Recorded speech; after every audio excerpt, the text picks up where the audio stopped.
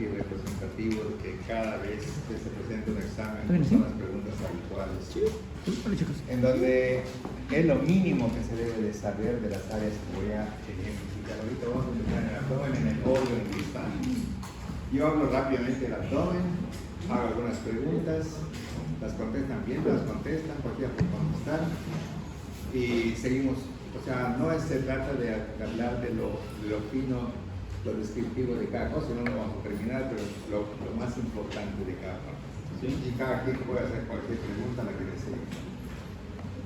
A nivel del abdomen, que viene siendo la parte que corresponde al tronco, entre la pelvis abajo y el tórax arriba, existe un cilindro que tiene vísceras huecas y vísceras macizas en su interior.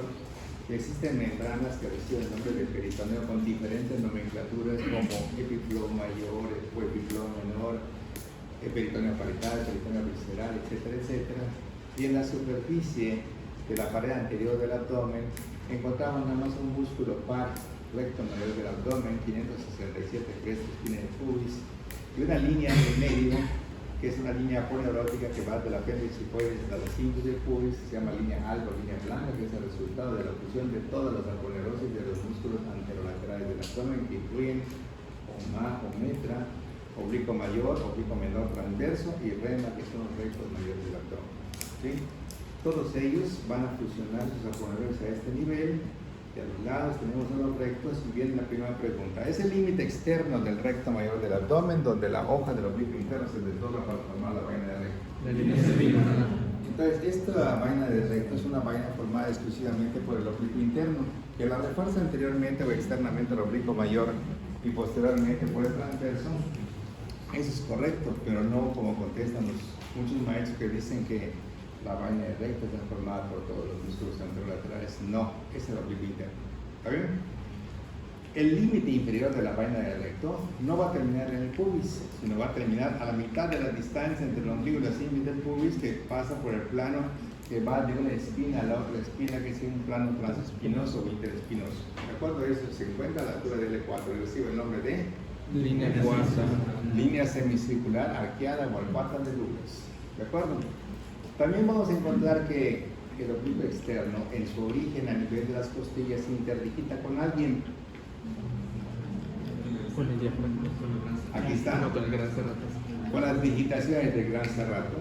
Mientras que el músculo más profundo, que es el transverso, se va a interdigitar ¿con quién? Diafragma. Con el diafragma, con las 6 últimas costillas. También vamos a encontrar que de la espina de espina se ve prácticamente un ligamento inguinal que recibe diferentes nombres: pulpar, plural, inguino plural, femoral, y todo ya sabemos por qué. Si estamos hablando de femoral, quiere decir que es un límite vascular y vamos a tener que la ilíaca externa a ese nivel termina y cambia de nombre ¿a qué? Femoral. Y la femoral tiene una oblicuidad en su trayecto y va a ir desde el ligamento inguinal hasta donde? El arco Hasta el anillo del tercer aductor, y va a tener 3 territorios. El primero, no, el primero en el compartimento externo de la vaina de los femorales, el segundo en el suelo del triángulo de Scarpa y el tercero en el conducto de Fondo. Ok, y vamos a tener nosotros que hay unas venas superficiales como están acá, como la gran safena o safena mayor, que va a desembocar directamente a lo que es la vena femoral para que luego continúe como ilíaca externa, se una a la ilíaca interna, forma la ilíaca primitiva, y a la altura de L5 se une con la otra para formar ¿qué? La cabeza inferior. Y esta va a correr en sentido anterior de lo que es la columna lumbar hasta la derecha, no del padre, sino de la aorta, ¿verdad? Y va a atravesar el diafragma ¿a qué nivel? T8-T9, y está protegida su desembocadura por una válvula Eustaquio. y a ese nivel de lo que es la aurícula derecha, que se llama PVC, presión venosa central, donde toda la sangre venosa llega a ese punto como la confluencia sinusal, va a venir a través de la vena cava superior la sangre que proviene del cráneo, de la cara, del cuero cabelludo, del cuello, del miembro superior, ¿sí? Parte del tórax inclusive, mientras que la vena cava inferior va a traer todos los miembros inferiores de la pelvis, del abdomen, la región dorsal, ¿sí? ¿La presión venosa central en dónde se localiza? Aurícula derecha. Todos los pacientes de terapia intensiva, para un mejor control de líquidos entre lo que es ingresos y egresos, tendrán que tener un catéter de PVC, ¿sí? Pero no PVC del que utilizamos en la casa para las puertas y para las, ¿cómo se llama esto? Para las cocinas. PVC se llama así porque es la presión venosa central que se mide en la aurícula derecha. Entonces se mete un catéter desde estas venas que va directamente hacia lo que es, ya sea desde acá o desde acá, para que vaya directamente a la aurícula y pueda medir la presión venosa central y saber si el paciente está bien hidratado, o está sobrehidratado, o está deshidratado. Todo eso es importante en terapia intensiva. Ok, pasamos a la que sigue. ¿Se hace con ultrasonido? ¿Perdón? ¿Se hace con ultrasonido? No. ¿Pura anatomía? No, se hace con la anatomía normal y todo, pero se puede utilizar un método radiológico donde se va siguiendo el catéter. Normalmente es como un gammagrama, pero no, se me fue el nombre ahorita. Entonces se ve prácticamente cómo el catéter va siguiendo, hasta lo vas narrando, y ahorita estamos a nivel, por decir, del tronco venoso brachiocefálico, estamos entrando a la cava, estamos llegando al corazón, todo eso es visible por medio de un estudio de radiológico. Sí. Aquí vemos que la columna que le pertenece al abdomen solamente son 5 vértebras lumbares, ¿verdad? Y de las vértebras lumbares podemos decir que la más grande, ¿cuál es?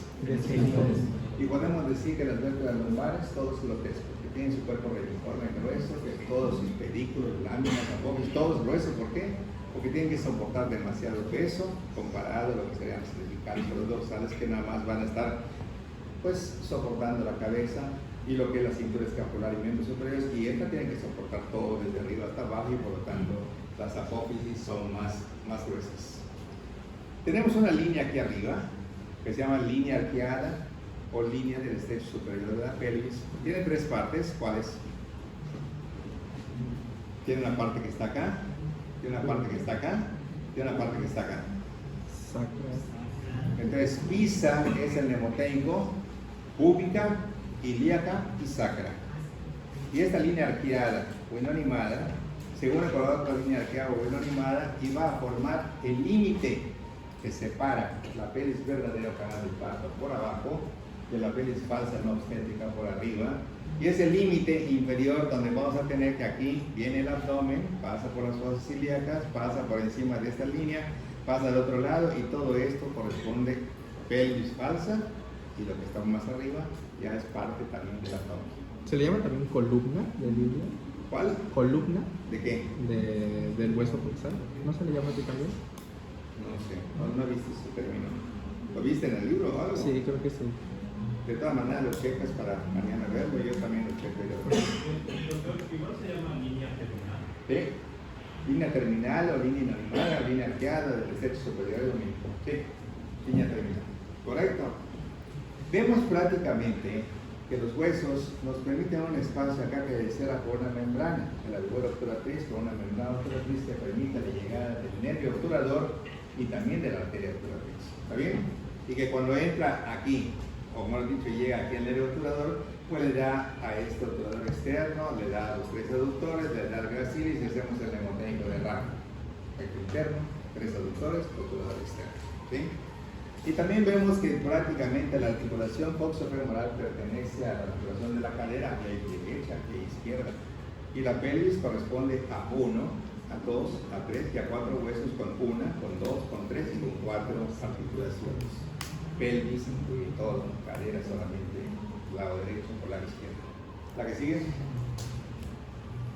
Cuando vemos el abdomen, si no estamos en la pared anterior, vamos a tener 13 capas, que a nivel prácticamente de lo que es el espacio de Retzius, solamente en ese espacio, debajo del ombligo, de ese espacio triangular, que hay una línea imaginaria que une el origen de ambas arterias umbilicales, y teniendo como límites laterales Las arterias umbilicales, y como límite anterior las transversales. y como límite posterior El peritoneo parietal. Pues en ese único espacio donde vamos a encontrar que el tejido conectivo peritoneal, ¿verdad?, tiene prácticamente una fascia umbilico-vesical y una fascia umbilico-prevesical. Una que va hacia el pubis y otra que va hacia la vejiga, ¿sí? Y eso hace que en esta área tengamos 14 capas en vez de 13. Pero nada más es allá, ¿ok? ¿Por qué recibe el nombre de oblicuos? Por su tendencia. Porque la dirección de sus tiras es oblicua, ¿correcto? Uno se llama oblicuo externo porque está cerca de la piel, otro se llama oblicuo interno porque está más cerca hacia la cavidad peritoneal, ¿está bien? Uno se llama oblicuo mayor porque es más grande, que el oblicuo menor que es más pequeño, y el otro se llama transverso, tiene que ser el abdomen porque estamos en el abdomen, ¿de acuerdo? Entonces, oblicuo mayor, oblicuo menor, transverso, el recto o longitudinal, ¿verdad? Es lo mismo. Prácticamente son los 4 músculos anterolaterales que tenemos a nivel del abdomen, ¿sí?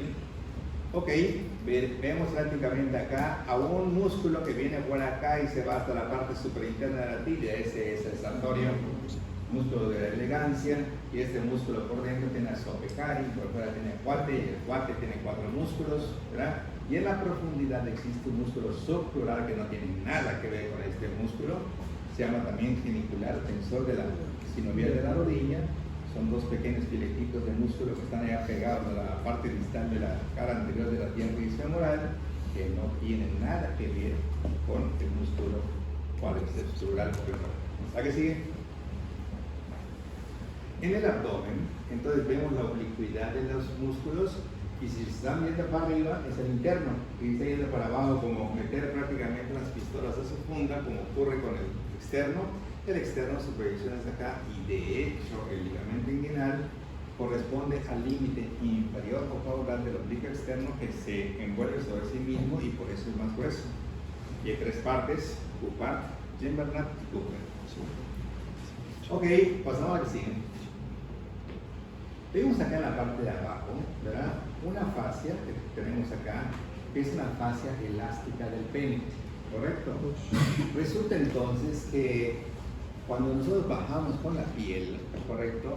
Es la piel que tenemos en el abdomen, es la piel que tenemos en el dorso, es la piel que tenemos en el pene, es la piel que está en el escroto, y todo está bien, ¿correcto? Pero dijimos que habían 3 capas que estaban unidas a la piel, o sea, la piel y 2 más. Subcutáneo y Dijimos anterior. que era subcutáneo Y la hoja anterior de la y la hoja anterior de la ponencia superficial, ¿correcto? Muy bien, la capa número 4, ¿cuál es? La posterior. La hoja posterior de la ponerosis superficial, ¿está bien? Pues esta también está a nivel del escroto, y entonces ya tenemos aquí 4 capas, ¿están de acuerdo? Piel, tejido subcutáneo, hoja anterior de la ponerosis superficial y la hoja posterior, ¿está bien? Resulta que en el escroto, como vamos a ver un poquito más adelante, entre esas 2 capas, la anterior y la posterior de la ponerosis superficial, aparece un músculo liso que es el tartos, que responde prácticamente al frío y al calor para acercar o alejar a los testículos del abdomen. En la época de calor se relaja la fuerza total, se relajan los testículos, descienden. En la época de frío se pegan hacia el abdomen porque también tiene mucho que ver la temperatura intraabdominal y la temperatura periférica. ¿Está bien? Cuando nosotros tenemos aquí diferentes capas, ¿verdad? Vamos a darnos cuenta que cuando viene la capa número 5, ¿cuál será? La hoja anterior de la fuerza profunda, que la 5 y la 11 van por delante y por detrás de quién? La vaina De la vaina del recto. Y en la vaina del recto tenemos 5 capas: 2 anteriores al recto, 2 posteriores al recto y el recto. ¿Está bien? La capa 5, que es la hoja anterior, y la capa 11, que es la posterior a esta vaina, ¿verdad? Vamos a ver qué ocurre a nivel de lo que es escroto y a nivel de que es pene, ¿sí? Resulta que esta capa que estamos viendo acá, esta, es el ligamento suspensor del pene, que proviene de la capa número 5, ¿sí? Ligamentos suspensores del pene o ligamentos suspensores del clítoris, ¿de acuerdo? Y cuando esta capa viene acá, envuelve al pene, pero no existe fascia profunda a nivel del escroto, ¿correcto? Entonces esta capa viene, rodea al pene, regresa con el pene, y es la que va a terminar como hoja inferior del diafragma genital. En la mujer, como no existe pene, pues entonces cuando baja la capa se convierte en hoja inferior del diafragma genital. Pero en el varón, antes de que ocurra esto, habrá ligamentos suspensores del pene, fascia elástica de Bucks, B-U-C-K-S, Bucks, y luego hoja inferior del diafragma genital. Sí. ¿El músculo del cremaster, eso está el dardo también? ¿O? No. El músculo del cremaster va a seguir al cordón espermático. Y el dardos está entre la hoja anterior y la hoja posterior de la ponera superficial, que esa sí está en el escroto. Y entonces, si es así, ¿cuántas capas tiene el propio escroto? 5. ¿Cuáles? Piel, tejido subcutáneo, hoja anterior de la ponera superficial, el músculo dardos y la hoja posterior. 5. Y ahora resulta que cuando el testículo se quita de su lugar de origen embriológico, que está en la región lumbar, el testículo tiene que bajar como en el dedo de un guante un conducto que se llama conducto peritoneo vaginal de Nuc, por el cual va descendiendo el testículo hacia el conducto inguinal y luego pasa el conducto inguinal y desciende definitivamente a la bolsa escrotal. ¿Está bien? Pues ese testículo que está pegado por fuera del riñón en la parte de atrás, entonces vamos a analizarlo. ¿Por qué? Si esta es la parte posterior y eso lo está viendo la parte anterior del abdomen, el testículo embriológicamente está como un riñón en la parte posterior de la región lumbar, ¿de acuerdo?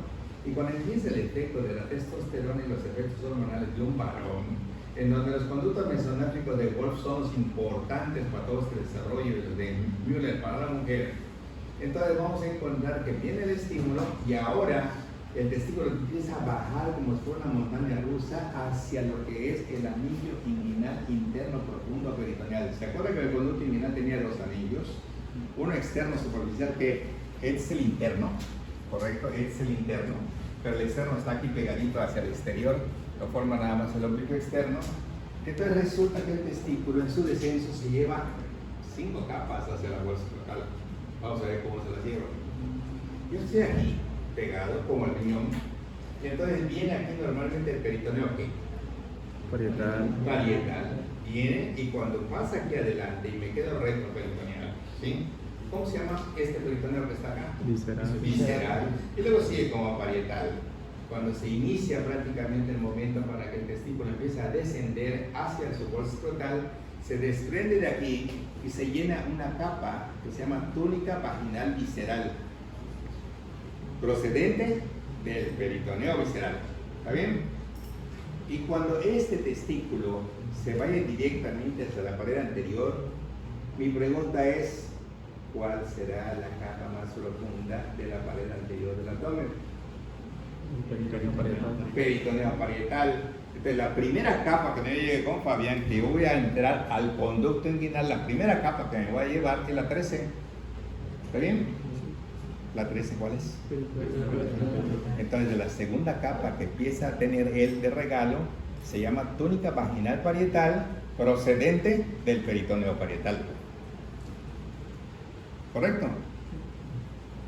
Cuando ese testículo se va a meter al conducto inguinal, entonces van a aparecer 3 fases adicionales, ¿sí? Resulta que la capa número 13 era Peritoneo parietal. la capa número 12 era. Tejido testículo. ¿Qué de característica tenía la capa 12 en el abdomen? Que no estaba bien definida, que había un poquito de grasa por acá, que no hay nada de grasa, que hay otro poquito, o sea, no es una capa que pueda contar como tal uniforme, que la tengamos bien.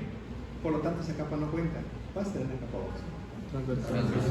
Ahora entonces, cuando dice entrar al orificio, atraviesa la transversales y ahora la transversales le regala la tercera capa que se llama fascia espermática interna, procedente ¿de quién? De las transversales, correcto. Y cuando ya ese testículo, ¿verdad?, está aquí atrásito de esta pantalla, después de haber agarrado esta cosita amarillita que es el tejido conectivo extraarticular, que no significa nada, y esta cosita que está por acá que es la transversalis, ya teniendo 3 capas, el testículo va a pasar en este espacio que está aquí, que es el anillo inguinal interno profundo peritoneal. ¿Está bien? Pero este está formado exclusivamente por músculos y lo va a formar prácticamente el oblicuo interno y el transverso. Entre ellos dos va a estar esto, así como está acá.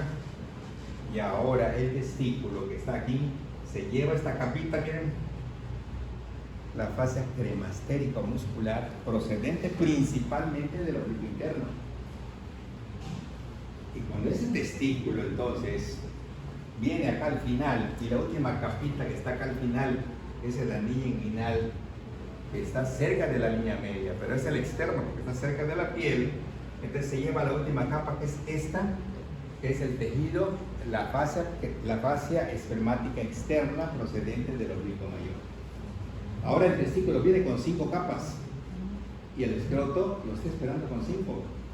El escroto tenía la piel, el tiro cerebral subcutáneo, la polar superficial o anterior, el dartos y la hoja posterior, que hacen 5 capas, y ahora el testículo viene con su capa propia que se llama túnica albuginea, que es de él, y saca su primera capa, túnica vaginal visceral del peritoneo visceral, saca la segunda capa que es la túnica vaginal parietal del peritoneo parietal, ¿correcto? Luego se atraviesa la fascia transversalis y le da la fascia espermática interna. Luego pasa a través de lo que es el conducto inguinal y recibe la fascia cremastérica, que es la que se ve allá siguiendo el cordón espermático hacia el testículo. Y finalmente, cuando se va de salida, le dan su fascia espermática externa, que eso se lo va a dar el oblicuo externo. Y ahora ya tenemos 10 capas que nos separan desde la túnica albuginea hasta la superficie de la piel. ¿Está bien? Ok. El escroto no tiene fascia profunda. El escroto no más tiene fascia superficial. Por eso, cuando se forma la fascia de Buchs, de allá pasa directamente a formar la hoja interior del diafragma genital. ¿La que sigue? Y aquí podemos ver prácticamente la vaina del recto, el reforzamiento anterior, el reforzamiento posterior, a lo que es la fascia transversalis, a lo que es el peritoneo que está acá en el fondo, a la línea arqueada de Douglas que se encuentra acá, a la anastomoide de los vasos epigástricos. Si está horizontal, no puede ser oblicuo, tiene que ser transverso de la trompa. ¿De acuerdo? ¿La que sigue? ¿La que sigue? En las partes donde existe el corte, donde todavía tenemos vaina del recto, aquí se puede ver cómo el oblicuo interno se está desdoblando prácticamente para formar la vaina, es el oblicuo interno, la refuerza el oblicuo externo y la refuerza el transverso, y atrás da transverso transversalis, y luego el tejido conectivo extraperitoneal, y este cafecito el peritoneo parietal. ¿Para qué sigue? Donde no existe vaina de recto, que es por debajo del L4, entonces resulta que el oblicuo externo sigue estando en el mismo lugar, nunca deja de ser externo, pero aquellos que se desdoblaban ya no se desdoblan, y aquel que estaba por atrás, ahora todo pasa por delante, y esos dos tendones que nacen del ligamento inguinal, entonces van a formar un tendón combinal o conjunto o ligamento de Henle, ¿está bien? Que se va a insertar exactamente en el mismo punto donde está prácticamente el piramidal, solamente que en sentido anterior. ¿Por qué? Porque tenemos opempirema, que estaba oblicuo mayor, tendón conjunto, piramidal y recto mayor en sentido anterior. ¿La que sigue? Si nosotros vemos a la capa número 13, viéndola sentados como si cada uno de ustedes estuviera en el promontorio sacro, viendo la vista posterior de la pared anterior, del lado derecho vemos prácticamente la capa 13 y la vemos amarilla porque es transparente, sedosa, delgada, lisa, etc.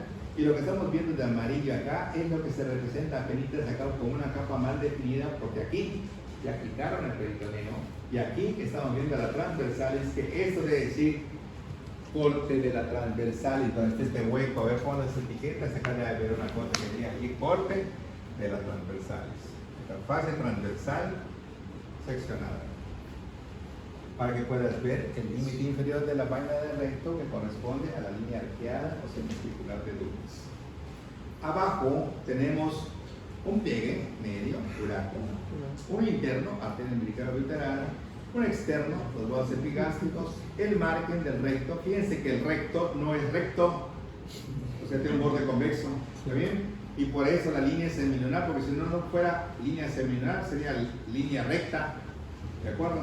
Y acá tenemos directamente la vejiga, y vean cómo el conducto deferente viene y se dilata acá para formar la ampolla del conducto deferente, y luego se agudiza como punto de plumafuente, y entonces decimos que el conducto de la ampolla del conducto deferente junto con el conducto de la vesícula seminal son los que van a formar el conducto eyaculatorio.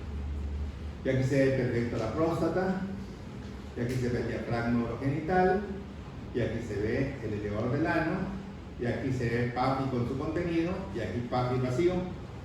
¿Está bien? Y aquí se ve el músculo obturador interno. Y aquí se ve el músculo ilíaco, los vasos ilíacos, como se puede apreciar acá.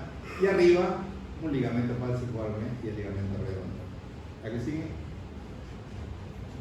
¿Sí? Todos los vasos sanguíneos parietales van por debajo de todas las capas pegados al músculo. Porque, ¿Cómo que? o sea, porque ahí se ve que nacen y pasan por detrás del peritoneo, pero atraviesan las transversales para llegar a la vaina del recto. ¿Todos son así? O sea, ¿todos tienen ese recorrido? No, son diferentes dependiendo del vaso que tú estés tratando. Por ejemplo, pues porque tiene que subir hacia la parte epigástica de acá, entonces se llama epigástica inferior porque viene de abajo hacia arriba, y el de arriba pues porque viene de arriba hacia abajo, se llama epigástica inferior. Bueno, pero esto es su recorrido. Pero en esta parte no está pasando por detrás, está pasando por delante, porque eso estás viendo la vista posterior. Sí. Muy bien, pásame visual index, visual, y nos vamos a dirigir acá. A nosotros nos pueden preguntar, ¿verdad? De los pliegues inferiores al ombligo, ¿quién ocupa el pliegue interno?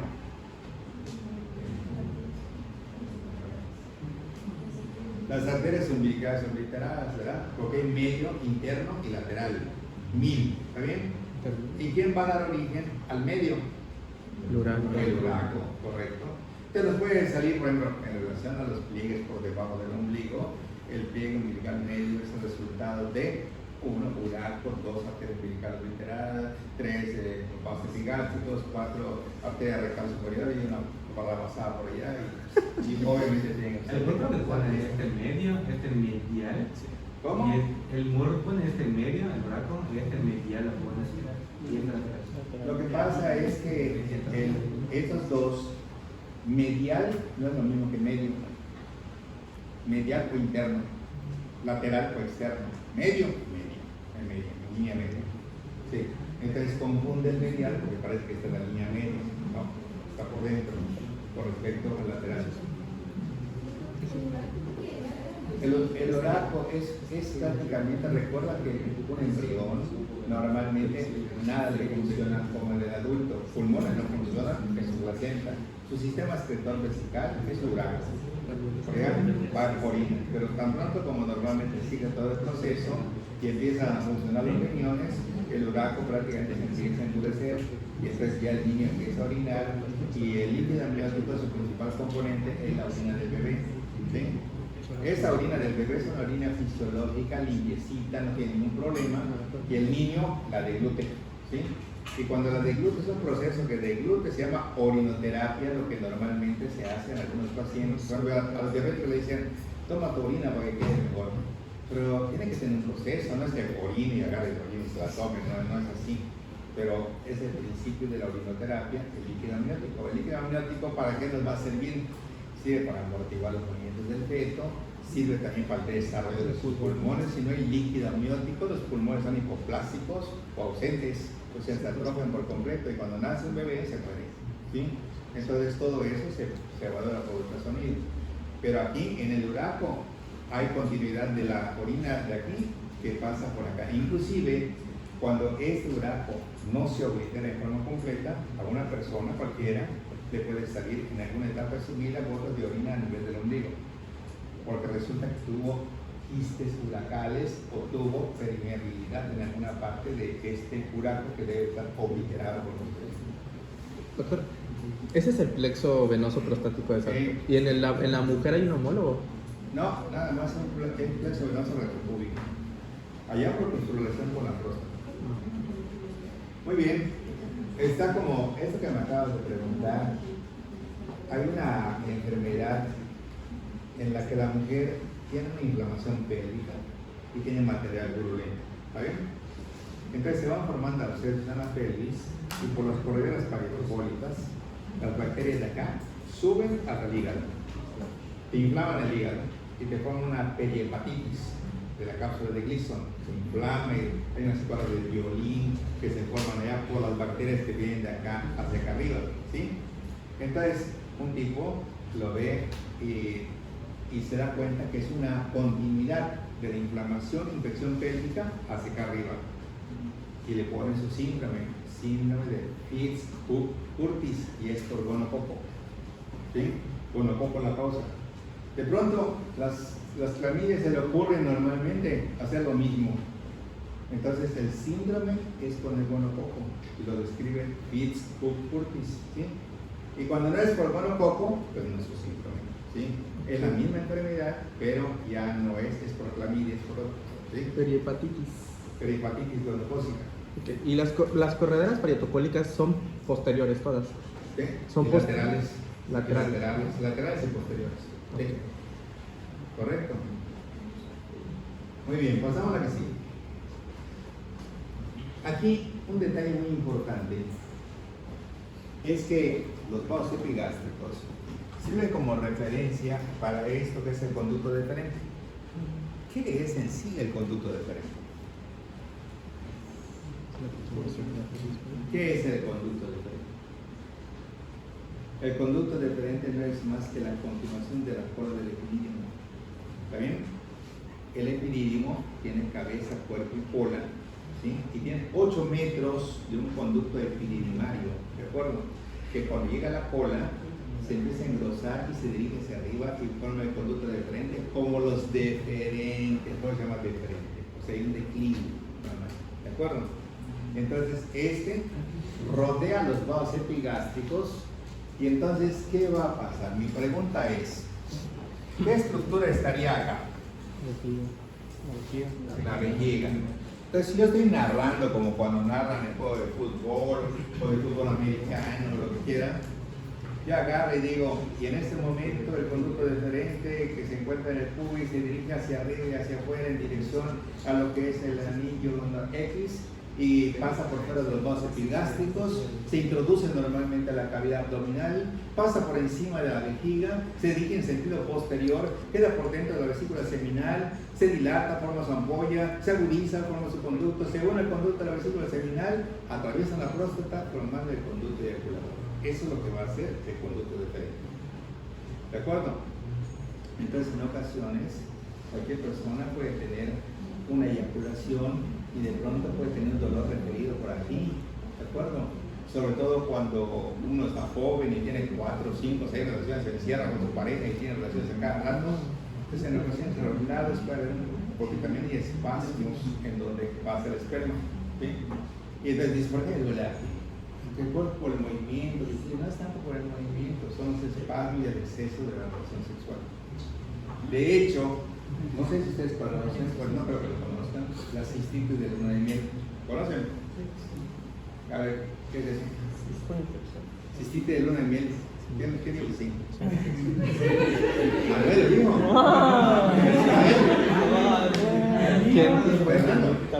¿Qué lo digo? ¿Qué se lo conocen? Para empezar, ¿te casaste? Cistitis de luna de miel, ¿a qué le pasó? ¿Una persona? Lo vieron en TikTok. Lo viste en TikTok. Ok. ¿Y qué leíste en TikTok? O sea, ¿qué leíste en TikTok? Es por el exceso de relaciones sexuales. Ok. Bueno, supuestamente, ¿verdad? Cuando la pareja se casa, aunque haya tenido relaciones previas, a escondidas o como sea, ¿verdad? Pues obviamente ya hay compromiso ya de amor, de cariño, todos se casan y cuando se van, ni siquiera salen a pasear, se quedan encerradas en el hotel, ¿verdad? Y son relaciones, y comer, y otras relaciones, y comer, y pueden llevarse 8 o 10 relaciones el sábado, 8 o 10 relaciones el domingo, etc. Entonces, ¿qué es lo que pasa? Llega un momento que la vejiga de la mujer, por tanto el impacto de lo que es el pene, se inflama. Se llama cistitis de la luna de miel, y a ver qué puede tener disuria, a ver puede tener retención urinaria, pero es por exceso de actividad sexual, ¿sí? Muy bien, aquí entonces pasamos a la que sigue. El que no quiere entender esta partecita donde no existe la vaina del recto, fíjense por qué no quiere entenderla, fíjense por qué. Esta, vean la oblicuidad de las fibras. Este es el oblicuo externo. ¿Está bien? Las fibras se proyectan hacia abajo, en forma oblicua. Pero entre estas que van directamente a lo que es a formar el ligamento inguinal y estas que vienen al cuerpo del pubis, hay este orificio que tiene forma de una D invertida. ¿Ya se fijaron? Si tiene una forma de una D invertida, este anillo inguinal, o sea, así. Mi pregunta es que va a tener dos pilares, ¿correcto? ¿Qué pilares serían? Interno y externo. ¿Cuál? Interno y externo. Muy bien, podría ser interno y externo, eso es correcto. Pero también podría ser superior y no es interno y externo, es Superior y inferior. superior e inferior. Perfecto. ¿Sí? Superior o interno, inferior y externo. Mi pregunta es, ¿son iguales en resistencia? No. ¿Y entonces cuál es la diferencia? El interno. ¿El interno? ¿El interno? El externo es más fuerte porque ¿Por qué? es el ligamento inguinal. Claro, como el externo está más grueso porque se envuelve sobre sí mismo, el ligamento inguinal mucho más grueso que el resto de todo el oblicuo mayor, el pilar externo es grueso y firme y el pilar interno es más débil. ¿Está bien? Entonces, dice, no entiendo esto, doctor. Dice que tiene dos pilares, yo los veo iguales. O sea, uno acá y otro acá, sí, pero este está más fuerte, más firme y es el ligamento inguinal y este es parte de las fibras que vienen al cuerpo. El otro viene a la espina o tubérculo púbico. ¿De acuerdo? Pues ya cuando el testículo normalmente está descendiendo aquí donde está el cordón espermático, cuando está viniendo, este le regala la última capa que es la fascia espermática externa procedente del oblicuo externo. ¿De acuerdo? Ok, pero vean lo que sigue. Detrás del oblicuo externo siguen otra vez oblicuo menor transverso. Y vean cómo está este orificio entre los dos. Ese es el anillo inguinal interno profundo peritoneal. ¿Entre qué músculos está? Oblicuo menor y transverso, pero de la parte de las fibras que se originan del ligamento inguinal, porque el oblicuo se origina desde acá arriba. Tienen origen prácticamente en las costillas, tienen origen en la cuadrácula columbar y tienen origen en la cresta ilíaca y en el ligamento. Bueno, pues de la parte más caudal, entre las fibras que están acá, aparece este orificio que corresponde al anillo inguinal interno profundo peritoneal. Que su nombre no lo hace en base a que esté cerca o lejos de la línea media, sino que este es externo, aunque esté cerca de la línea media, porque está más cerca de la piel. Y el otro es interno, aunque esté más lejos de la línea media, porque está hacia la cavidad peritoneal. ¿Qué ibas a preguntar? ¿Por qué no se considera el origen, el orificio interno, la parte en la que se pliega la fascia transversalis? Ahí como que se ve, detrás del transverso se ve como que la fascia transversal es como si fuera un globo y le pegas el globo. Entonces, ¿por qué ese punto no se considera, pero se considera entre el transverso y el oblicuo interno, pero no detrás del transverso? Me enredé al final. O sea, todo estaba yendo bien, pero al final, o sea, ¿qué es lo que no se considera? Ajá, el agujero interno es entre el transverso y el interno. Aquí está. Pero ¿por qué no se considera atrás? Porque atrás no hay orificio. Pero se imaginó la transversal. No. Vamos por partes, ya sea por dagas. Cuando pasa el testículo, que ya está acá abajo, con su cordón espermático, que es esto, ¿está bien? El testículo, aquí, y su cordón espermático. Cuando pasa, esta capa, que viene siendo la transversalis, le regala la fascia espermática interna, pero no es que esté pasando por el orificio, es este. Cuando viene ya tiene su capita, o sea, tal parece que está yendo, sí se va, pero rodeando a lo que es el cordón espermático, ¿sí? No es un orificio como tal, como ocurre entre estos dos, este espacio que está acá. Entonces acá atrás se ve toda la fascia transversalis y cuando pasa le regala una capita que sigue por continuidad a la estructura del testículo, se lo va llevando. Fascia espermática interna, que eso lo va a dar esta, ¿sí? Después de cuando el testículo pase aquí, se va a llevar su fascia cremastérica. Cuando el testículo pase aquí, se va a llevar su fascia espermática externa. Okay. Pero la fascia transversalis está allá. ¿Sabes dónde se hernia? La fascia transversalis. La fascia transversalis se va a herniar y va a pasar debajo del ligamento inguinal y se da cuenta que se equivocó, ¿sí? Porque viene y luego regresa y forma la vaina de los vasos femoralis. y cuando entra como fase ilíaca. Por eso dicen que la vaina de los vasos femorales pues tiene dos hojas. Vamos a ver, préstame una hoja. Préstame una hoja. Que ya no voy a sacar un corto, ya estuvo. Mira, aquí viene la fase transversal, mira. ¿De acuerdo? Y el ligamento inguinal está acá abajo. Entonces la fase transversal se agarra así, viene acá, y de pronto se hernia debajo de esto. ¿Correcto? Esta hoja es la pared anterior de la vaina de los vasos femorales. Y esta es la pared posterior de la vaina de los vasos femorales. Aquí, donde venía la transversalis y se hernió, la pared anterior procede de la transversalis. Pero pregunta, cuando llegue la transversalis a tu pelvis y deja de llamarse transversalis, ¿qué es lo que sigue? La ilíaca, ¿sí? Entonces, cuando esta hoja está regresando, está a nivel ya del ilíaco, ya no está en la transversalis, y va a seguir sobre el ilíaco para entrar a la fase del obturador. Entonces te dice, la vaina de los vasos femorales presenta su pared anterior, que es una continuidad de la transversalis, y su pared posterior es una continuidad de la fase ilíaca. Y es la misma que vino, dio la vuelta y entró otra vez. Pero se llama distinto. Pero esta es de la transversalis y esta es la continuación de la transversalis que se llama ilíaca. Entonces, en la vaina de los vasos femorales hay parte anterior y parte posterior. Y el agujero interno del conducto inguinal tiene entonces dos arcos musculoponeuróticos. ¿Sí? Entonces, el conjunto de ambos, eso porque está retraído, Claro, pero están juntos sí, normalmente. Claro, sí. De hecho, el que va a formar el techo es este. El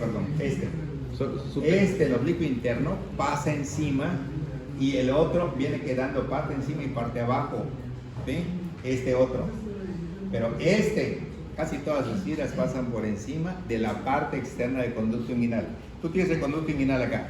Cuando venga esa estructura, fíjate, aquí nada más existe techo, aquí no hay techo. El techo lo forman las fibras arciformes del músculo oblicuo interno. Nada más. El otro viene quedando posterior. ¿Las del oblicuo externo no se consideran techo? No, pared anterior. Pared anterior. Okay. Muy bien, pasamos a la que sigue. Aquí se ve cómo se hernia, ¿verdad? El intestino y cómo puede bajar siguiendo todo el cordón espermático hasta la bolsa escrotal, ¿sí? Entonces, hay de medida a medida y en cada paciente es necesario examinar al paciente, ¿sí? Yo recuerdo que cuando estábamos en Cuba, la doctora vio un tumor pegadito a la columna, pegadito a la aorta y pegadito a la cava, que yo rápidamente dije, esto tiene características de un seminoma de alto grado, de un testículo que se quedó dentro del abdomen. Me vio a ver. ¿Cómo sabes eso? No, por las características del tumor, para mí hay la posibilidad. Yo agarré y le pregunté al cubano, oye chico, tú tienes tus dos testículos abajo. Sí. Y tú no tienes un crecimiento, un aumento de volumen de cualquiera de los dos. Un poquitico. Porque ya lo ves, me dice, ya lo ves. O sea, no es nada. Cheque normalmente los testículos. O sea, ahí está el problema de allá. A ver, chicos, bájate los pantalones, vamos a checar los testículos. Y no sé si ustedes han escuchado una vez o en TikTok, pero hay una, se dice testículos en carretilla. ¿Lo has escuchado? Que los testículos crecen bastante, la bolsa escrotal casi llega hasta las rodillas, pero por tumor o por hernia. ¿Está bien? Por tumor. No es en sí el testículo en el caso de la hernia, sino es el intestino que está estirando todo el escroto. Pero la otra sí es un tumor, ¿sí? Cuando va el cubano sus pantalones, es una bolsa escrotal impresionante, fácil como de 15 centímetros. Una bolsa, ¿sí? La checa la doctora, compara las imágenes y queda bien. Y aquí de verdad, la doctora Parrilla, siendo la máster, agarró, ay, su día, me dijo, Dios mío, ¿qué hace usted aquí abajo? No, de verdad impresionante tu clínica, porque jamás en la vida se me hubiera ocurrido. Los problemas de los seminomas, cuando se queda un testículo dentro del abdomen, es su malignización, ¿correcto? aparte de que baja el nivel espermático, además. Pero los problemas testiculares también le pueden dar seminomas. Nosotros tuvimos un muchacho joven en el internado, hemos tenido varios, realmente que yo sepa, 5 casos que ya he diagnosticado en primero, en tercero, en quinto año, en los famosos talleres de ultrasonido. A veces estando allá, no es que ellos vayan a hacerse eso, pero como que aprovechan el momento y dicen, no, pues, ¿sabe qué? Me podría checar mis testículos porque yo siento que me duele o algo, seminoma, ¿sí? O sea, tumor, ¿sí? Y entonces este muchacho fue algo que nos llamó mucho la atención porque era un noviazgo de 8 años, ¿sí? Preparatoria y ya al internado, la misma pareja, bonita pareja y todo. Resulta que este muchacho lo checamos en el servicio de rayos X y vimos que se trataba de un tumor testicular, primera causa, seminoma, ¿sí? Y me dice, y he estado normalmente un poquito agitado, doctor. Toma su radiografía, ya metástasis allí, al mediastino. De pronto uno de los cirujanos cardiovasculares dijo, vamos a operar. Bueno, lo operaron en la clínica de Mérida, fuimos nosotros para ayudar y todo. Hay una cirugía que se llama ABC, en los cirujanos dicen ABC es abres, ves y cierras, ¿sí? Bueno, hay nada que hacer, ¿sí? Abrir, ver y cerrar, ABC, ¿sí? O sea, el tumor está tan invadido, no encuentras planos y no puedes hacer nada. O sea, es una laparotomía, se hace en el abdomen, pero estás viendo que está invadido todo, ¿sí? Y en el tórax, cortaron acá para el esternón y tumor mediastinal no permitía hacer absolutamente nada, ¿sí? Y en las otras, algunos médicos dicen que es A y C, porque no nos abres y cierras, porque tampoco ves nada, no puedes identificar nada, el tumor ya invadió todo. Eso tuvo un final en donde la novia de 8 años se dio cuenta que el pronóstico de su vida era a corto plazo de 6 meses a 2 años y terminaron, ¿sí? O sea, un bonito noviazgo de 8 años se terminó con esta enfermedad. Y este muchacho, o sea, recibió quimioterapia de un compañero de nosotros, un especialista oncólogo, y quedó al 100%. Esta persona que estoy hablando trabaja en Cancún, en la clínica de Cancún. Por gracia de Dios, él lo que hizo en aquel entonces, que ya tenía un mal pronóstico, hizo lo que muchos hacen, que es depósito de semen al banco de semen, que se mantenga por años normalmente para que pueda él tener hijos, porque después de la quimio y la radio y todo lo demás, iba a quedar mal. Y él tiene su familia, tiene sus hijos, él es radiólogo, todo perfecto. La muchacha, cuando vio que se recuperó, quiso volver, pero pues ya no, ya se dio cuenta de lo que pasaba y así se acabó, terminamos. Pasamos a la que sigue. Varicocele es la inflamación de las venas del testículo. El problema del varicocele es que es silencioso y que te puede dejar estéril, porque el varicocele, por el calor que se genera en esa área, modifica la espermatogénesis. Entonces, muchas veces no embarazan, están muy bajos los espermatozoides, ya son ultrasonidos y se ven prácticamente no, los esta vasos clase, a ver, es lo que funciona, no es que te den cáncer.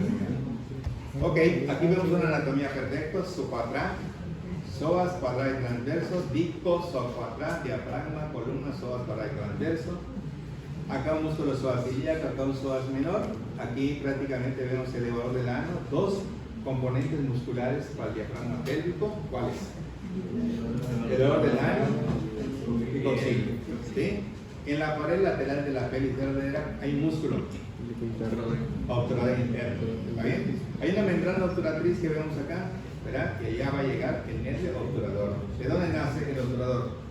El L2, el L4, en sentido parte anterior. anterior, porque la parte posterior es femoral o femoral, correcto, y son los 2 nervios más importantes de ese plexo AME y LO. Abdomen genital mayor, abdomen genital menor, ¿verdad? El génito plural o génito femoral, el fémur cutáneo, obturador y plural. Ok, pasamos a que siga. Y aquí todas las arterias, ¿verdad? Todas las arterias. Pondríamos acá atromeme y decimos arteria de intestino anterior, arteria de intestino medio, arteria de intestino posterior, Esta tiene Che, como el Che Guevara de los cubanos. Che, coronaria estomática, hepática y esplénica. La coronaria estomática va a tener EGA, ramos esofágicos, ramos gástricos. La arteria hepática va a tener pigaral, pilórica, gastroduodenal, rama derecha, rama izquierda, cística. Ramos panes gástricos, ramos pancreáticos, ramos esplénicos, gástricos cortos, gastroenteróica izquierda.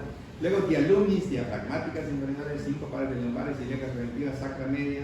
Luego que unas arterias capsulares medias, diarena, como vimos el día de ayer, correcto, MIP acá abajito, donde están todas las rectales, regove, todo lo que se encuentra acá a nivel del uréter, y vamos a tener que existen caregeni, que eran cápsulas medias, ¿verdad? Renales, genitales o gonadales, correcto. Y acá abajito vemos un bebé con uvas, donde estaba la hemorroidal, ¿cuál? Media, ¿verdad? Entonces, umbilical orbital, vesical, conducto deferente, vesículo diferencial, uterina y vaginales. Y la uterina, ¿cómo llegaba al útero? Por medio del ligamento Por encima del cardenal. ligamento de McEnroe. ¿A qué nivel? Istmo. En el istmo. ¿Qué es lo que hace? Asciende y desciende. Asciende y desciende. La que desciende, ¿cómo se llama? Cervicovaginal. Como recacil del chiquil. Se llama la recacil del chiquil. Y la ascendente tiene 3 ramas. La ovárica. Única, ovárica y ovárica. Y la ovárica se conecta con la aorta. Con la ovárica. Con la ovárica directamente de la aorta. aorta, haciendo una circulación suplementaria. Y a lo largo va a dar arcuatos anteriores, arcuatos posteriores, radiales, basales y espirales. ¿De acuerdo? Ok, entonces todo esto, lo que normalmente vemos acá, la carita de Tolteca que está acá, que son 1, 2, 3 vasos, demi, derecha, media, izquierda, sistema subrepático limpiecito, sistema de la porta tóxico, lleno de bacterias, el milagro de la desintoxicación en los sinusoides hepáticos, correcto, donde se combina la circulación contaminada con una circulación ya limpiecita para seguir circulando por el resto del cuerpo. ¿La que sigue? Efecto poseiro. Fabián, ¿qué es el efecto poseiro? El efecto poseiro consiste en poner a la paciente en el cúbito subfímero lateral izquierdo, para descomprimir la cama. Ok, ¿cuál es el objetivo? Descomprimir la cama inferior para que la sangre circule en el cuerpo. Para que aumente la precarga o el retorno venoso. ¿Y eso qué va a traer como consecuencia? Si hay una mayor precarga, ¿en qué nos va a ayudar?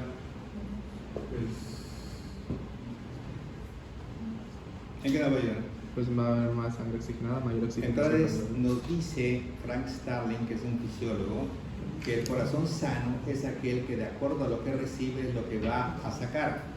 Si yo recibo 3 litros, pues saco 3 litros. Si yo recibo 5, pues saco 5. Y como allá van los eritrocitos y el oxígeno, los nutrientes, a mayor cantidad en 5 litros de sangre circulante, si es directamente proporcional, pues la circulación será excelente. Pero si tenemos una compresión como ocurre con un embarazo, con un tumor, por decir, del ovario, entonces vamos a encontrar una compresión, entonces vamos a encontrar que no llega bien la sangre y por lo tanto la cantidad de oxígeno en los nutrientes también va a disminuir. Efecto poseído. Se hace en las mujeres embarazadas a partir de los 5 meses, cuando ya el útero, el fondo uterino está a la altura del ombligo y comprime la vena cava inferior en su origen, entonces esto se manifiesta por edema de miembros inferiores y la solución es ponerla en el cúbito lateral izquierdo como duerma para que se descomprima la cava, para que mejore la circulación, para que desaparezca el edema, y esa será la mejor forma del 5.º mes hasta el resto de su embarazo, y no por comodidad, sino para mejorar sus características de circulación. ¿La que sigue? Sistema linfático, visual index. ¿Sí? ¿Es posible que una mujer con insuficiencia cardíaca tenga embarazo? Sí, claro, pero todo depende del grado de insuficiencia cardíaca. Todo se puede. Normalmente en el libro de la especialidad de nosotros hay un libro que se llama Complicaciones Médicas del Embarazo y otro libro grande que se llama Complicaciones Quirúrgicas durante el embarazo. ¿Sí? O sea, si nosotros manejamos bien el caso de una mujer que se embarazó y que ella se puede controlar con medicamentos que no pongan en peligro, que hay un montón, al bebé, el intensivista o el cardiólogo te controlan el problema de su insuficiencia y el médico normalmente sigue el control. Al final, por lo general, son pacientes candidatos a forceps, pero para una persona que sabe aplicar los forceps. ¿Está bien? El forceps, decía un gran maestro que el forceps es algo así como una pistola, ¿de acuerdo? La pistola, si le ponen a un policía que está entrenado y sabe para qué sirve una pistola, está muy bien, ¿verdad? Porque nunca va a matar a nadie, pero si se lo pones a un criminal, a cualquiera me cae mal y pum, y pum, y pum, se pone a matar a la gente, ¿sí? Si yo tengo el curso de adiestramiento para poner un forceps, no voy a tener complicaciones, pero si nunca le he puesto y le puedo poner, aunque yo no quiera, pues estudiar todo lo que es el contenido para aprenderlo, pues van a haber un montón de complicaciones. Entonces, esta es una paciente candidata a forceps. ¿Para qué? Porque la mujer cardiópata, en el momento que va a pujar para que nazca su bebé, es cuando se puede infartar, puede tener angina, puede tener problemas. Entonces, cuando puja, ¿sí? Entonces hace el esfuerzo y cuando sale su bebé, se descomprime el abdomen, el útero que estaba ya aplastando la cava, hace este movimiento, está ella con el pujo, viene prácticamente la precarga y entonces en el corazón, no goza gas del corazón y hay un taponamiento cardíaco, entonces se puede morir. En cambio, si le pones un forceps que controla la salida del bebé, no puje, tranquila, yo le voy a ayudar, que el forceps es más maña que fuerza, ¿sí? Porque el forceps tú lo vas a dirigir con tus deditos nada más, así, no así agarrando y poniendo tu pie acá encima, no. Ni tampoco se pone un forceps como alguno, oiga señora, así como los que ven helados, empiezan a negociar, la voy a poner esta para ti, si la ponente no, doctor, no. Y se va a enterar, le voy a poner un aparatito para ayudar. Sí, doctor, con tu forceps, despacito, sacas, desarticulas y el bebé nace exitoso. Muy bien, la que sigue. Doctor, ¿Sí? teníamos una pregunta. ¿Hacia dónde llega el ligamento redondo del útero? Ok, el ligamento redondo del útero nace de la porción superexterna del útero. ¿Está bien? En el fondo uterino, en la parte lateral, hay 3 orígenes. El de arriba es el tubárico. 1.25 por debajo y por delante está el redondo y 1.25 por debajo y por detrás el útero bárico. Estos ligamentos van a desplazarse hacia adelante para que entren a lo que es el anillo inguinal interno profundo peritoneal y siguen por el conducto inguinal. ¿Correcto? Entonces, este, que es el ligamento redondo, es el homólogo del conducto deferente, pero este termina en unas terminaciones de Billroth que se insertan normalmente acá en el prepubis, en el monte de Venus, en el espesor de la grasita que está debajo de la piel. Allá termina el ligamento redondo. ¿Terminaciones de qué? El Billroth. O sea, los tendones de las partes tendinosas o fibrosas del ligamento se ramifican y terminan prácticamente en el prepubis, en el monte de Venus. Ok, pasen a la que sigue. ¿La que sigue? Ok.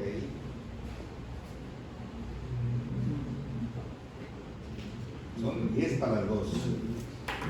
Vamos a ver. Vamos a hacer unas preguntas así para no seguir con esto ahorita. El hígado es una estructura importante para desintoxicar toda la circulación portal. ¿De acuerdo? El hígado presenta en su parte posterior 4 lóbulos, 2 centrales y 2 laterales. Las preguntas de examen son: ¿quién forma el límite derecho del lóbulo cuadrado? ¿Ah? No. ¿Quién forma el límite derecho del lóbulo cuadrado? La vesícula. Cuadrado. Vesícula biliar. El cuadrado va abajo y el caudado, como la cola de la ardilla, es la que va para arriba. ¿Está bien? Sí. ¿Quién forma el límite derecho del lóbulo caudado? La cava. ¿Qué cava? Superior. Inferior. Inferior. Ok. Ahora, tenemos nosotros el vaso presenta un borde que lo caracteriza en su posición anatómica. Borde anterior dentado. Su característica principal de la cara interna del vaso es El ilio. moderadas impresiones. El El ilio, donde entra su circulación. Esta arteria esfénica, ¿de dónde vino? Del tronco celíaco.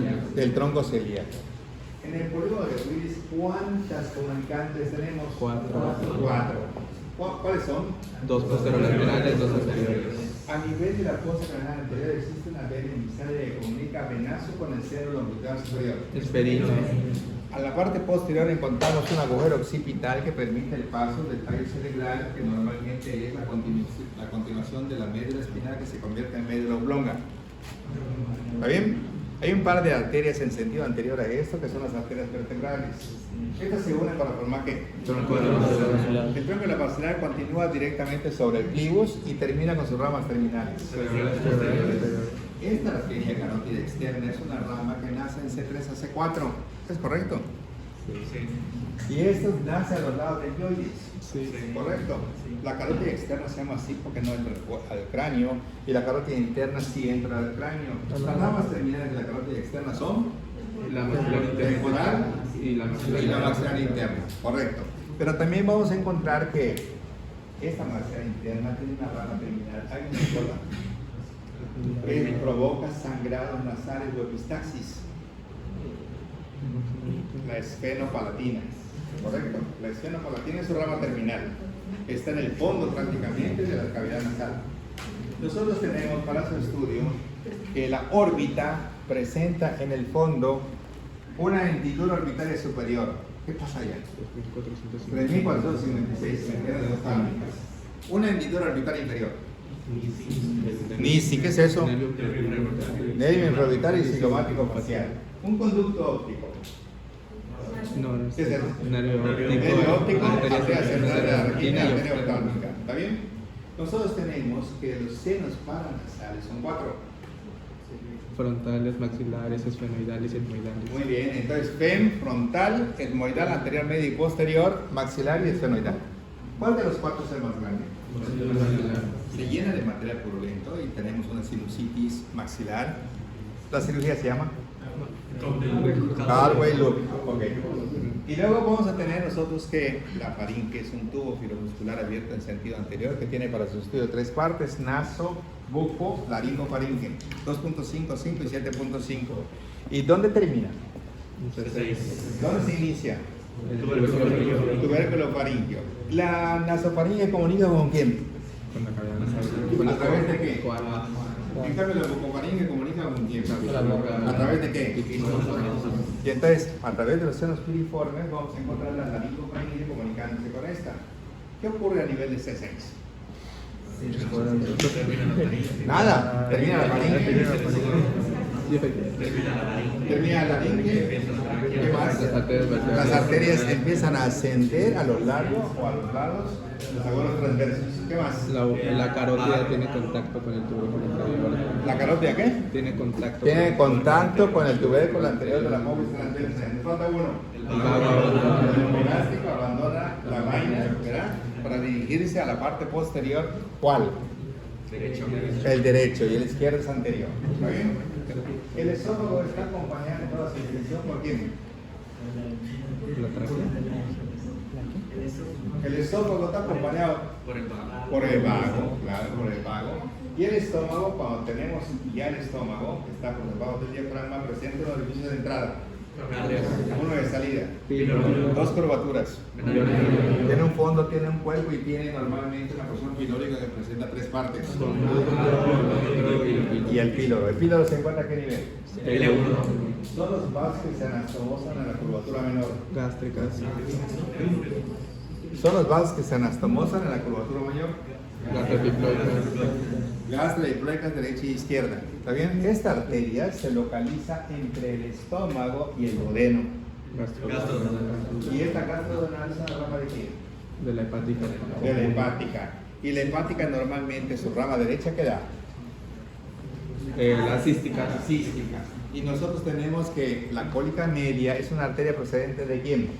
De la mesentérica superior. De la mesentérica superior. Y la arteria penicular es una rama de quién? De la ilioacrónica. Y es la rama de mayor calibre de la hipogástrica. La glútea superior. Y es la arteria principal parietal de la hipogástrica. La interna. Y es la arteria visceral más importante de la hipogástrica. Uterina. La uterina. ¿Está bien? Esta arteria cambia de nombre a nivel del anillo del tercer aductor. Femoral femoral. Esta arteria cambia o se divide y da origen a sus ramas terminales en el borde inferior del popliteo. La pupila. ¿Cuáles son las ramas terminales? La tibial anterior va a cambiar de nombre. ¿A qué nivel?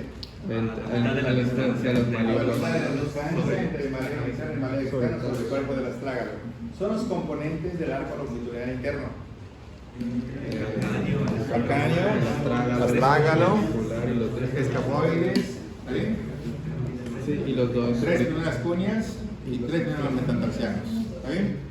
Arco longitudinal externo. El Calcáneo, cuboides y los dos. 2 metatarsianos, cuarto y quinto. ¿Está bien? Nosotros tenemos que la parte que recibe el peso de nuestro cuerpo en sentido posterior es La cuerda. nuestro cuerpo, a nivel de nuestro pie. En sentido posterior, ¿qué es lo que recibe todo el peso del cuerpo? El calcáneo. El calcáneo. ¿En sentido anterior? La cabeza del La metatarso. cabeza del metatarso. ¿Está bien? Ok. Tenemos nosotros que es el hueso que más frecuentemente se luxa en el carpo. Esas ramas terminales del flexor braquial. Normalmente el cubital es un nervio que no va a estar en la vaina que está aquí dentro de la parte de ¿cómo se llama esto? El paquete interno, sino que queda en sentido posterior. ¿Quién acompaña en su territorio a este nervio cubital? Las arterias colaterales. Esta arteria está dividida en 3 porciones por medio del pectoral menor. Esta arteria está dividida en 3 porciones por el escaleno anterior. La subclavia del lado derecho viene de un lugar y del lado izquierdo viene de otro. El derecho del tronco arterial brachiocefálico, el izquierdo del La izquierda viene del callo. ¿Quién es el animal que tiene 2 troncos arteriales brachiocefálicos? Hasta eso saben. ¿Cómo saben ustedes? Está bien. Fosa isquional, límite interno, límite externo, elevador del ano, autor interno. Esa sería la prolongación anterior. Estamos hablando de la fosa isquional o isquiorrectal, que está a los lados del recto. ¿Cuál sería su límite inferior? Jorge. La piel, correcto. Porque la hoja superior del diafragma longitudinal sería el suelo de la prolongación anterior de la fosa isquional. ¿Está bien? Estos músculos se llaman isquiotibiales. Dícese. Este músculo nos permite unos puentes para el paso de las arterias perforantes aductor mayor. Este músculo con sus puentes permite el paso de las arterias lumbares. Este nervio normalmente se localiza a nivel del canal radial de torsión. El radial está acompañado por una arteria. La arteria recurrente radial posterior proviene de la interosia posterior. De la interosia posterior del Tronco de las interosias de la cubital del y la cubital es la rama de mayor calibre de las ramas terminales de la arteria humeral. ¿Está bien? Si nosotros salimos por puro mnemotécnico desde lo que es el corazón, diríamos poco, por la derecha e izquierda, cia por un lado, con rabima para lo que es el propio corazón, un callado de la aorta trocazo, ¿de acuerdo? Y luego cuando nos vamos yendo para arriba vamos a encontrar que el plano brachiocefálico tiene subcapri, que es la subclavia y la carótida primitiva, ¿de acuerdo? Y luego la subclavia tiene verba tibial tronco y escapó, y luego tenemos un axilar que es tamec, y luego tenemos una humeral que es uco con humo, y luego tenemos transor poco, y tron, ramo, cubito terminal y 4 arcos. ¿Está bien? Si nos empezamos a ir hacia abajo en esta aorta descendente, ramas parietales y ramas viscerales. Parietales, base suflex, ¿verdad? Que basa vasorum, intercostales de las 3 a la 11, subcostales y frénicas superiores. Y si nosotros vamos a las vísceras, tipromeco, tíbicas, bronquiales, mesestílicas, esofágicas y pericárdicas. ¿Qué bueno nos está pasando allá? Entonces, si nosotros nos metemos al abdomen, vamos a encontrar atromeme caregeni como ramas viscerales, impares, tromeme, pares, caregeni, ¿está bien? Y dialumis, diafragmáticas, lumbares, ilíacas primitivas, sacra media como ramas parietales. Y luego si nos metemos a la pelvis, tendríamos nosotros isquipo para todas las arterias parietales de la hipogástica y un bebé con uvas para todo lo externo. Nos vamos a la ilíacas externas, epicircum, nos vamos a la femoral, epicircum pepe femoral, nos vamos a la arteria poplitea, a susú, a pisum mititín, a la actividad anterior, mía, circumo, recta, retipo, en la parte de atrás, Racil, Peperame, Plentix, Ramona, Mapel para la peronea, y ate ardido para lo que es ahora. Si nos vamos para arriba, la carótida interna, ¿sí? No emite ramas en el cuello, que dentro posee seca hipofisiario, las ramas terminales exoftálmicas, cerebral media, y después las caroticotimpánicas, la comunicante, etcétera, etcétera. Luego, si nos vamos directamente a la carótida externa, tiripago a patema. ¿Está bien? Siendo sus ramas terminales, temporal superficial que llegan por acá y maxilar interna. Mañana, por ejemplo, yo voy a hacer, como ya se avecina próximamente el examen de ustedes, ¿cuántos en total somos aquí? 28. Yo voy a hacer una selección del libro, ¿de acuerdo? Y yo voy a necesitar que ustedes, en base a nuestros apuntes que tenemos, voy a dividir el libro entre las 28 para que el fin de semana tengan ustedes un tema específico y ustedes le apliquen los mnemotécnicos que ya tenemos, ¿correcto? Porque eso junto con mis apuntes también me va a servir para que yo vea si algunos de mis mnemotécnicos, algunos también a mí se me olvida y ya lo tienen ustedes, ¿correcto? Y no sé si ustedes sepan que hay unos libros de mnemotécnicos que tenemos, o sea que sí, que lo tienen normalmente los grupos, siempre que los consejeros y los demás, ¿sí? Que normalmente siempre se lo dan a los alumnos para que puedan ejercitar un poquito ese tipo de aprendizaje. Muy bien, pues nos vemos el día de mañana. ¿Sí? ¿Sí? ¿No qué? Dile a Adri nada más que se lo diga al Domingo, que es el que normalmente le hace el favor de subirlas. Porque una vez que las suben ustedes, ya con las fechas de inicio tal y termina tal, ya yo las checo todas. ¿Ok? Muy bien.